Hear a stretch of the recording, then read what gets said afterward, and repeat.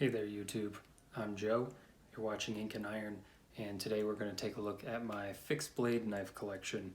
I'm pretty excited for this collection. It has grown recently because of some, I guess you could call them like honorable mention knives rather than proper fixed blades, but I'll let you decide down in the comments section below. Remember, if you like the video, hit like, hit share, and if you want to see more content from me, subscribe. Alright, anyway, let's get to the first knife. This knife is definitely a weird one. So this is a 3D printed knife from one of my coworkers. He was testing out his 3D printer and he was like, "Oh, I'm gonna print something for you." And I was like, "All right, sure, do whatever you want." And he knows I'm into knives, so he 3D printed me this fixed blade, which is made from PLA plastic. And basically one of my goals is to try and put an edge on it and see if it cuts. So there's our honorable mention fixed blade. Since it's made of plastic, I would consider steel sort of the threshold of a true knife. Next up we have this little guy. This was made by another friend of mine. He's a welder and metal worker, and he was going for a knife that you could grip sort of with like one finger. Hopefully you can kind of see that. So it has like a little tip, cutting edge here, and then just a long straight edge on the back. Pretty interesting design. He wanted me to put an edge on it, and I never did get around to it. So if you guys want to see this project get finished, and maybe, I could make a leather sheath for it if we are really interested. Like I said, just let me know in the comments and we'll get this done. Okay, next up is a really strange knife.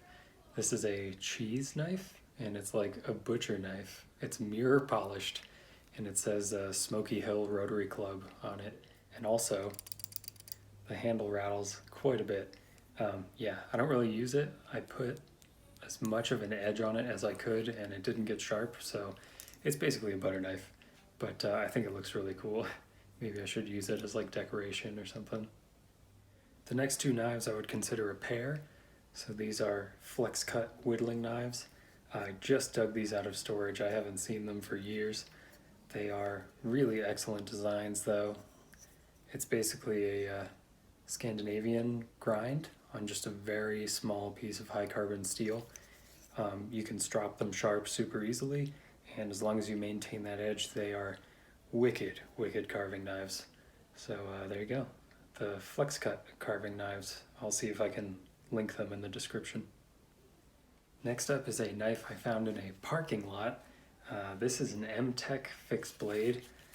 There's a Velcro closure on the sheath, and yeah, you can tell somebody had this as sort of their everyday carry, you know, sort of in the truck, ready to go kind of fixed blade.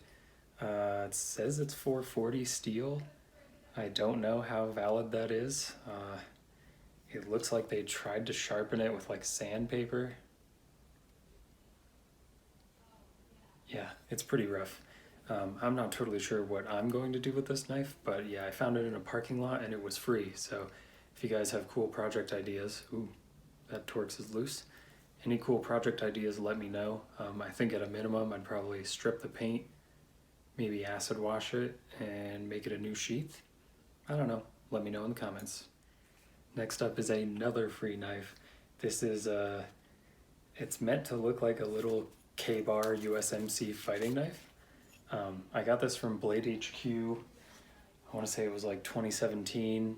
It was like part of their Christmas sale. It was like, oh, just throw this under your order of over 50 bucks or whatever, and it's free. It is not full tang, there's no way. There's a plastic handle. I have no idea what the steel is. It just says stainless china. So yeah, it's just more of a novelty than anything, and it was free. And it even came with a little sheath. It's pretty funny. I didn't buy this knife either. This one was a gift from Gabe. I've mentioned him on the channel. I currently have his Mantra 2 Spyderco on loan, and he got me this Schrade. I don't remember the exact model name. Links in description. But yeah, this is like my letter opener dagger, basically. It is fairly compact. I have a medium-sized hand, and you can see I basically almost fill up this whole handle. Black coated, made in China.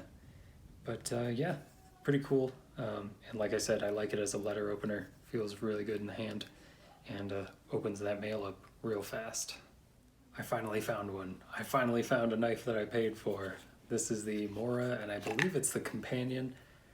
Exact names and links in the description. But this comes with a injection molded plastic sheath, and I think Mora does a really great job for it literally just being a piece of plastic. So yeah, just take a look at this. It does have a little bit of corrosion, as you can see right there. This is a carbon blade. Yeah, carbon steel, made in Sweden by Mora Knife. And yeah, it's just a really great all-around sort of bushcraft blade, if you will. I do have a video where I carve a gnome using this knife, so I'll link that in the description, because it's a funny video if you haven't seen it. So anyway, there you go, Mora Knife Companion. You may notice I am wearing a neck knife. That's right, I tried to wear a neck knife for a while.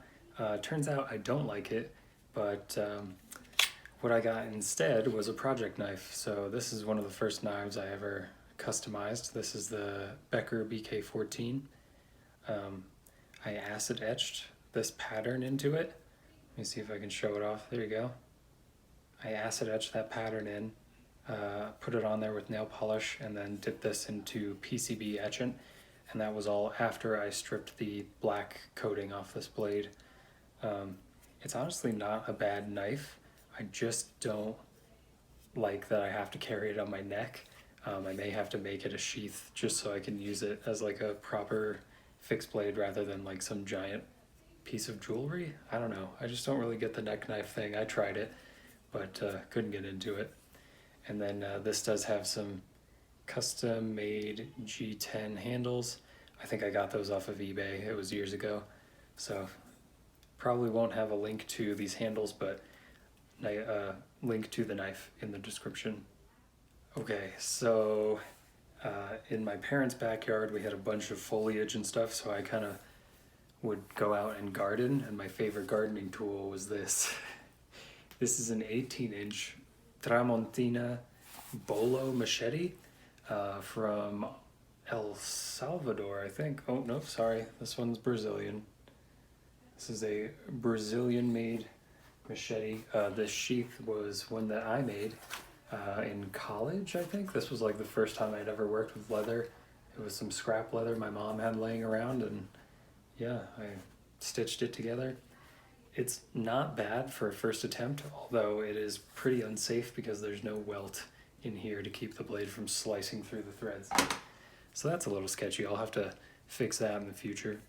But yeah, you can see a nice like rounded wooden handle. We are not quite full tang, but it's good enough for a machete, right? It doesn't poke out over here. It's just along this way. I have modified this quite a bit grind-wise, smoothed out this portion to use it as a draw knife. I was really into survival stuff, if you can't tell. So yeah, I have some remnants of that in my knife collection. And this got wet in a flood, actually. Yeah, my basement apartment in Boulder, Colorado flooded twice while I was living there. I was only there 2 years. But yeah, that's where all this corrosion comes from. But yeah, this is a really great yard tool, really enjoyable to swing around. And if you don't know, you want to mostly control the machete just with your thumb and your first finger. It should be doing most of the work, and that's facilitated by the extra steel up here as well. It's a bit like swinging a baseball bat or something where the end is heavy and you can really get a good chop out of it. All right, anyway, that is the Tramontina machete, made in Brazil, and was all of like $8. So I have a brand name you might actually recognize. This is Condor knives. Very nice sort of generic leather sheath, and inside I've got the Condor Hudson Bay. This is a bit of a butcher knife, bit of a Bowie knife. It's kind of hard to place the exact styling.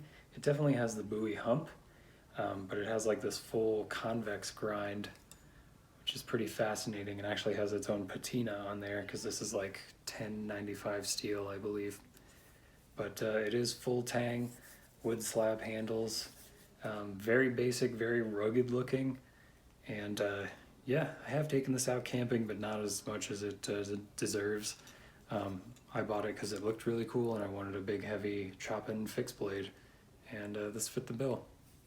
This one's made in El Salvador. I just noticed. Okay, that's where I was getting El Salvador from. Anyway, let's move on. Okay, and this next knife I have been procrastinating about working on, so don't tell my friends. This is the Spyderco Sirata, and I will put a link in the description. If they still make this, it may be discontinued. This is cast 440C, so it scratches up really easily. However, I do enjoy 440C.